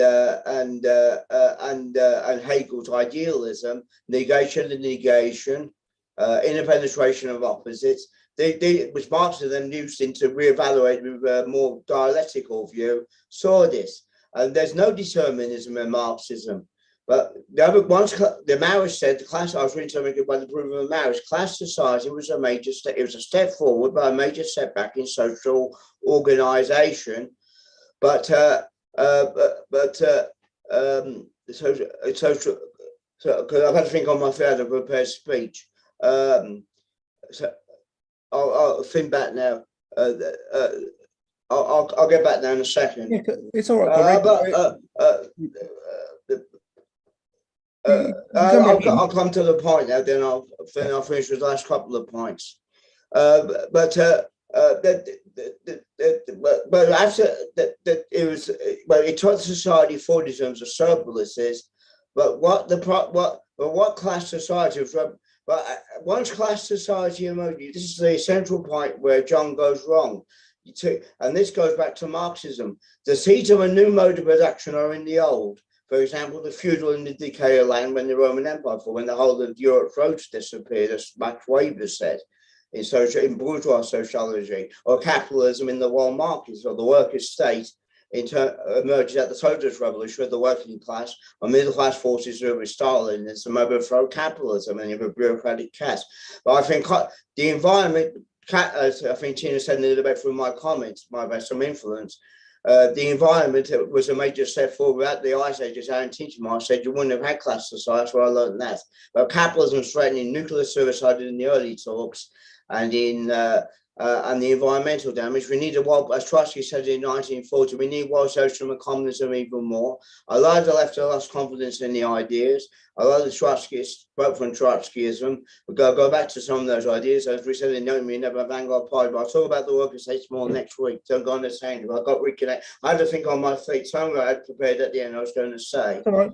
The other point was, on Russia, Engels thought that you didn't need to go for a capitalist state, you could go to a workers' state. It wouldn't be the peasantry, though, because they're middle class. But it was too premature because you didn't have a capitalist class for a reformation. But when it was right for the proletarian revolution, you couldn't go for bourgeois liberalism. That's where the first workers' state, and that's type of Trotsky's theory upon revolution. I'll leave it there. Thank you, mate. That's great. Thanks very much. I'd just like to chip in my couple of little questions, if you wouldn't mind. I've got a couple of things. First of all, the transition from barbarism to civilization is being discussed quite understandably in terms of a loss of women's position in society, and that's entirely understandable. That one can see that there's something lost as well in the transition from feudalism to capitalism. If you're a feudal peasant, at least you've got access to the land. However, this question of abundance is, of course, crucial. Because, of course, bored middle-class women also wrote some bloody good books. And so, for that matter, did, bored Russian aristocrats. The question of abundance and a place in society. But there's another feature as well of the move to civilization. So whilst Jane Austen was knocking out cracking novels, women like my great aunt Sarah were working in coal mines. And but at the same time, of course, that involvement in the workplace for working class women also makes them workers and is part of the universalization, in a sense, of workers as workers without necessarily that gender division. So, for example, I have to take up Rob on one thing. I am most definitely not a feminist because I see feminism as, in a sense, analogous to nationalism. I'm saying, well, women should unite as women, whereas I would argue that workers should unite as workers, and that the gender division is something that we need to struggle against as communists in our implacable opposition to discrimination against women and any other groups of people on the basis of gender or sexuality or whatever else. But at the same time, we're not arguing that women should organise as women. I am comfortable with the idea of women, like International Women's Day. Let's just remember that was a communist holiday. It wasn't just about a feminist thing, which is coming to being. But I'll leave mine there because obviously there may be other people who want to come back in. So, do you want to respond to that, and any of the other contributors, Tina? Yeah, I was also going to say I'm not a feminist for sure. It depends a bit on how you define it, of course. Mariam put it in the chat, a socialist feminist of sorts. Yeah, Clara Zetkin, Rosa Luxemburg clearly identified not as that feminists. They identified against bourgeois feminism, which was very much led by women who demanded, rich women should have the right to vote. Rich women should have the same position as rich men. They didn't look after, or they didn't care, couldn't care less about working class women, didn't fight for their right to vote, etc. So, today that's slightly different, though. I would also say that, I identify as working class, socialist, communist, not feminist. I don't think women have to organize separately or opposed to men, which often is the case. Equal rights, of course, goes without saying, but that is, I think, sums it up with being a communist. That we don't think women should be organized separately, and if they want to, of course, if women want to organize separately, they can. I've never seen the particular point of it. In terms of human nature, somebody asked in the chat, is human nature then bad, or is it good, or and I think John made a good point, and Rob as well. I think it depends on your circumstances often, isn't it? There's no real such thing as human nature. It's we are animals, humans are very much animals. We are collective animals. We're social animals. Everything we do we do with other people, we work with other people, we live with other people. So we're social animals, and we can behave like assholes sometimes. Everybody can.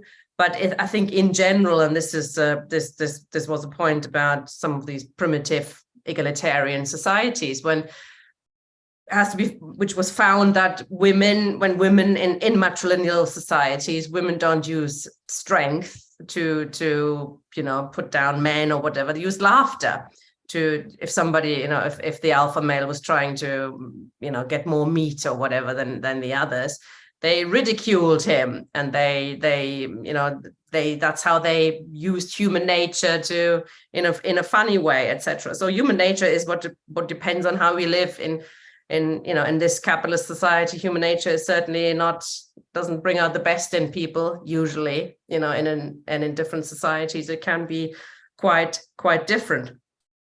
On the key point though is, I think when John was speaking and saying oversimplifying it, and did that really all exist like this, matrilineal societies, etc., and Morgan oversimplified it, etc. I'm not sure that modern anthropologists would agree with that. Again, I'm not an anthropologist. I have, but I have been listening to quite a few of the openings by the Radical Anthropology group, and they're really up to date, etc. And it seems that what Rosa Luxemburg described as well seems to have been, in general, the rule. So for millions of years, perhaps, or for not millions, hundreds of thousands of years at least, modern Homo sapiens, since the brain got bigger, and etc., that the matrilineal clan was the main way of living. There were some minor exceptions, etc. And matrilineal doesn't mean the woman is, in charge, bossing everybody around. This just reflects how households are organized, i.e. that it tends to be the household run by the women. It doesn't make men second, or unimportant, or they were second class or something like that. It was very egalitarian. But the way people lived used to be around childcare and collectivity. And that very much goes with what Brian was saying, the grandmother theory. I had enough time to develop that, but there's a huge part of it, and the menopause and all of that. The grandmother helps her daughter raise the children, and all the grandmothers do it. They help raise all the children. They can't have children anymore themselves. So yes, they do increase the ratio of women to children, of people who help raising children. And there is plenty of evidence, masses of evidence. And it seems, I don't think it's disputed that this was the general rule. The way Rosa Luxemburg describes it, and she does take the evidence from the colonialists. This is a huge part of her book. I mean, comrades should really read it. It's the tax authorities, the English tax authorities, that send letters home saying, we don't know what's going on here in India. We're trying to get tax and we don't know who to approach because there's nobody in charge. All these villages are, they hold the land in common. They're all, they have a sort of elected leader, but he can't make decisions. There's no money to extract. There is no, it's all organized collectively. We don't know how to get money out of them. And they find the same thing in Africa, and etc. And these are the documents by the ruling class, written by the people who despise these communistic societies. They write these documents home because they don't understand what the hell is going on. And it's people like, Morgan, Engels, and Rosa Luxemburg who explain it, who understand what the hell is actually going on. I.e., this is the generality, is the matrilineal clan, with some varieties, and there are various tribes. Some are yes, have differences in the group marriages and how that works, and etc. But the idea of the man-led or patriarchal tribes, etc., that develops later, as I understand it, with the Neolithic, etc. But logically, it makes much more sense to have the childcare collectivized, because it makes it easier for everybody. It doesn't mean it means you have to spend less time. It makes it more rational to do everything collective, rather than this household is cooking there and this one is there and you have to look after one child. Of course, it should be collectivized. It makes absolute sense. so while there are differences, etc., I don't think there's any dispute in, you know, any sort of highly regarded anthropologists about that this was the general picture. I mean, all these things with the phallus sculptures, etc. Again, I understand this is part of the Neolithic. Stonehenge is also a really interesting discussion about Stonehenge possibly being a sculpture to the Neolithic and trying to turn over female rule into male rule, you know, matrilineal clan into paternalistic society, etc. But I understand that these were all kind of from, you know, maybe 6,000 years ago, not from 30, 40, 50, 100,000 years ago when pretty much everything was organized on the matrilineal clan. It's also this idea that hunter-gatherers, you know, in general, as John said, spent their majority of their time collecting berries and had no free time and were just busy, you know, collecting, eating, etc. It's not true. Again, from what anthropologists tell us, when you know, as long as the weather was okay and there was good big game there, it was not very much work at all because they lived hand to mouth. And you know, you kill a mammoth, the tribe lives off it, or the Gens lives off it for weeks. You know, you supplement it with a few nuts, etc. Doesn't take all day to collect all of that. They had quite an easy lifestyle, and they didn't keep it. You know, they didn't plan for winter or whatever because there was still stuff around in winter. You didn't have to hoard things, etc. From what I understand, again, I'm not an expert on this, but from reading that, it was the opposite of a hard life, and it was quite a good life. Thank you. Are there any more questions, or do you want to come back on anything, Rob? I have another little thing I would like to ask about. But well. Yeah, would you like to go first, Ian? Yes, it's about ideal types, I suppose. Coming from a sociology background, I mean, there's a bit of me that understands why people bristle a little bit. And anthropologists, I mean, anthropologists during the colonial period are going around and effectively collecting human specimens and classifying them in much the same way as a biologist will look at and divide things up into kingdom, phylum, class, order, species, and so on. There is an element of that in anthropology. But the other thing is that we don't need to be afraid either of qualitative research. Just as Marx spent an awful lot of his time going through Her Majesty's Inspectorate of Factories and gathering huge amounts of quantitative data, Engels was wandering about the streets of Manchester as an anthropologist. And that qualitative insight was an enormously powerful, produced an enormously powerful book. It's given how early a work it is, and given that what a young man he was, it's an extraordinarily powerful thing to read, I find. Ideal types. So one of the features that you get, for example, in Weberian sociology is that Weber talks in ideal types. So when he's talking about the Protestant ethic and the spirit of capitalism, he's talking about an ideal type of Protestant society. This is a heuristic device. This is not a society that ever actually properly existed. And problem sometimes with anthropology is, of course, if you're talking in terms of stages of development and a notion of the transition from one period to another, the concrete differences can sometimes be blurred, as it were, and it starts to read like a kind of Weberian ideal type. What I find interesting about Engels' Origin of the Family is that he's drawing upon this very kind of direct empirical experience, and he's drawing conclusions, but it's not the same as just saying an ideal type. He's not suggesting that this is, you know, he's talking about the Iroquois gens and how that tells us something about ourselves. And this is why I feel very strongly about that. There is a genuine trans-historical human nature. We are collective. We do work on nature and change it, and in so doing, we change ourselves. And we could not be anything other than collective. And arguably, one of the features about alienation as people will know, I feel very strongly that there are real psychiatric disorders out there, and they're real things, and they're physical, just as because there's no such thing as a division between mind and body. But that, for example, human alienation does make up a proportion of what constitutes human distress. You know, the anxiety of going to work because your boss is an arsehole is a very real, visceral feeling. Ideal types. What I would argue is that Engels wasn't engaging in an ideal type. He was using empirical data to come up with a series of historical generalizations. He wasn't making something up in the way that Weber did, for example, or in the way that some other anthropologists did. And that was all I have to say.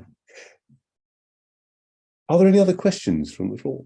And if not, do you want to move to your summation, Rob? Okay. Yeah, I think it's been an interesting discussion. I think, you know, kind of looking at, I'm interested in the ideas that Tina's put forward really about kind of matrilineal society. I think I'd like to read more about that and learn a bit more about it. I have done extensive reading into Neolithic culture, and what I've seen is that it's hard to kind of ascribe values to the entirety of Neolithic culture. There are different relationships, different kinds of, you know, you cannot underestimate the ingenuity of the Stone Age people. There's a huge amount there that you can look at, and what were this? When we're not sure, we don't know what the structures of those societies were. We cannot guarantee that this was an overturning of one society and the movement of another. There's no written record. There's no concrete evidence that says that's the case. I mean, I'm interested to learn more about the theory for sure. And so if you'd like to send me a link after the meeting, Tina, I'd like to check that out. So to sum up, we didn't talk about primitive accumulation very much, which I think we kind of talked around it. You know, colonialism was mentioned numerous times, which really is the biggest example of primitive accumulation. And Tina at the end there kind of referenced that the British are putting these values onto these societies that they're encountering in colonial, these people have no encounters of money. And there's a novel story of a British tax collector in Uganda trying to collect the taxes from the native population, and they paid him in cowrie shells. And he was completely baffled. He was like, "Why have they paid me in cowrie shells?" You know, and then they made it illegal to exchange in cowrie shells. And you've got to use the currency that we provide. They didn't provide enough currency. And it was a whole farce. You know, the whole management of colonialism is a farce in so many ways. A complete misunderstanding of the people they were encountering, and a complete butchery of that social relations. You know, this is where primitive accumulation becomes important, because the reason that these societies progressed was not due to, you know, an inbuilt capitalistic tendency. It was due to the oppression of an external invader, and the separation of their common land, their common means of production from the people, and then the resultant wage, you know, labor that they used from the colonial from all peoples to expand their own capital endeavors. Marx talks about this a lot. It's really worth reading. So I think there are lessons to be learned from primitive communism. There are notions of societies and ideas that we can take from these groups that we can think that's interesting. And how can, you know, what does that tell us about humanity? Much in the way that Ian just spoke about what Engels was saying. I think, you know, it's less. I want to, but I am fixed in the position that there is not a concrete definition. I wouldn't say that there is a fixed human nature. I obviously believe that there is a degree of human nature, and I think that it's, like we've said, kind of collective. But I would say that the shape and format of that is variable, dependent on environment. So excellent conversation, guys. I'm hyped up. So I'll pass over to Tina for summation over there. It's been brilliant. I noticed Felicity put her hand up very briefly. Do you want to ask your question before Tina sums up? Is she there? Felicity, you can talk if you want to. About kibbutzim or something? Yeah. Hi. Sorry, I'm just not in the right frame to be on screen. Yeah, mine was about the kibbutzim as an example of a collective, because they collectively looked after, children were collectively looked after. They shared their food equally.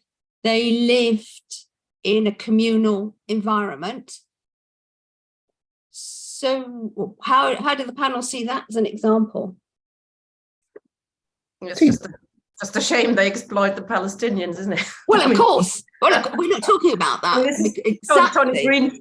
Tony Greenstein makes quite a good point about it. You know, it looks socialistic, etc. If you're Israeli, if you're Jewish, but it's no longer a part of isn't it? But it's not really a part of Israeli society at the moment, is it? I mean, they've moved far away from the kibbutzim. It's initially by the Jews that went from Europe to Israel to the found, and I'm not talking about legitimacy because I have many problems and I'm pro-Palestinian. I mean, I think what happened to the Palestinians, so it's nothing to do with that. But I'm just saying that when they started their nascent society, the kibbutz was a very important part of that. And to what extent can what we've been talking about be seen as an example? I think there's a difficulty as well of having socialism in one village or one kibbutz, or it's quite possible and has been done numerous occasions. I mean, if you there were Robert Owen, for example, attempted a socialistic organization in New Lanark, and of course, subsequently in moving to America, there were communal types of societies. I mean, the Amish, for example, were in a sense a kind of Christian socialistic organization. As were the Black Panthers. As were the Black Panthers and groups like that. And but that's in a sense, yes, we could do it now. Half a dozen of us could set up a commune somewhere, and I dare say it would be all right. But it wouldn't assist one flea hop towards socialism, really, which I think requires collectivity and abundance, and above all, the overthrow of the bourgeoisie as a precondition, and that's the difficulty, I think.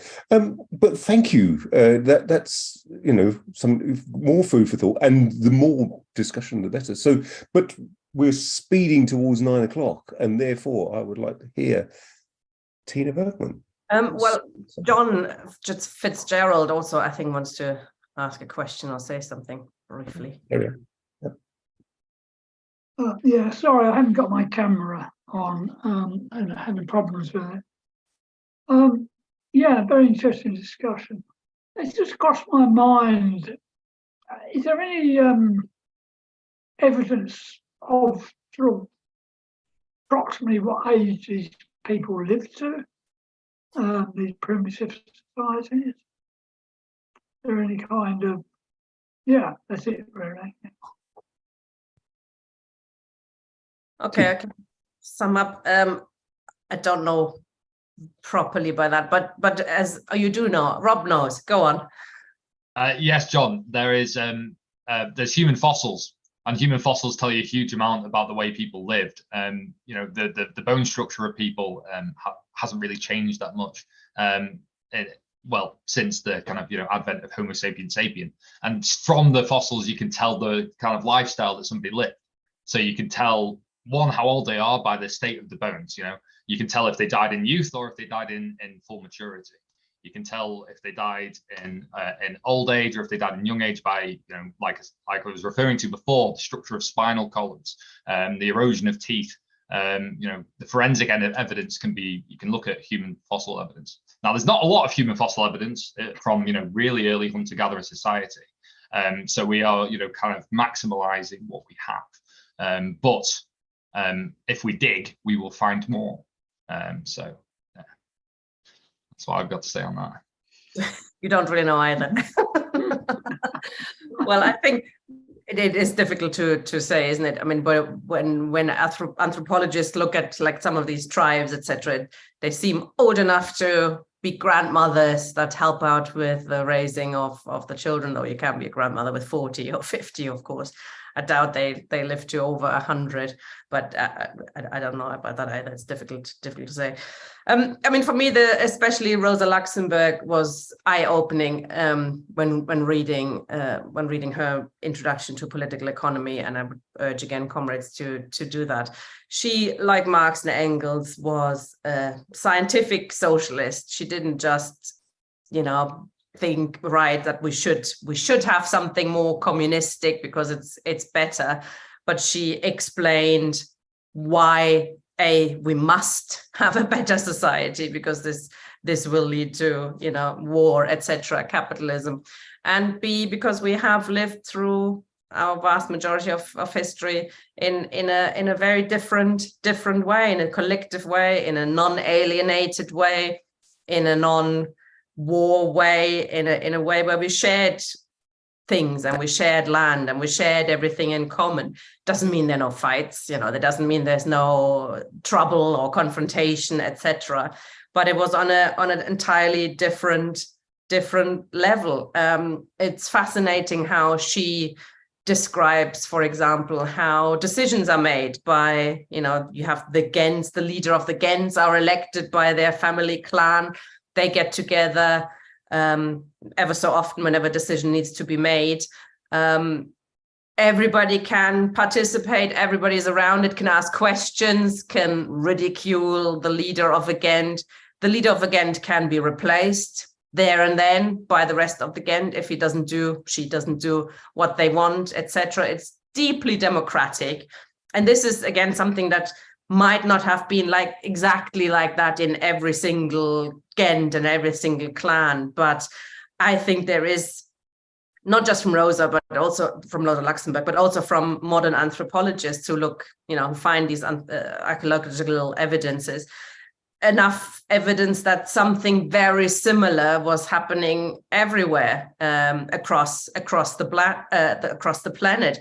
Sometimes perhaps inspired by each other when people were moving around, but also because it made sense. It helped this collectivity around childcare, etc. was needed for the brain to grow.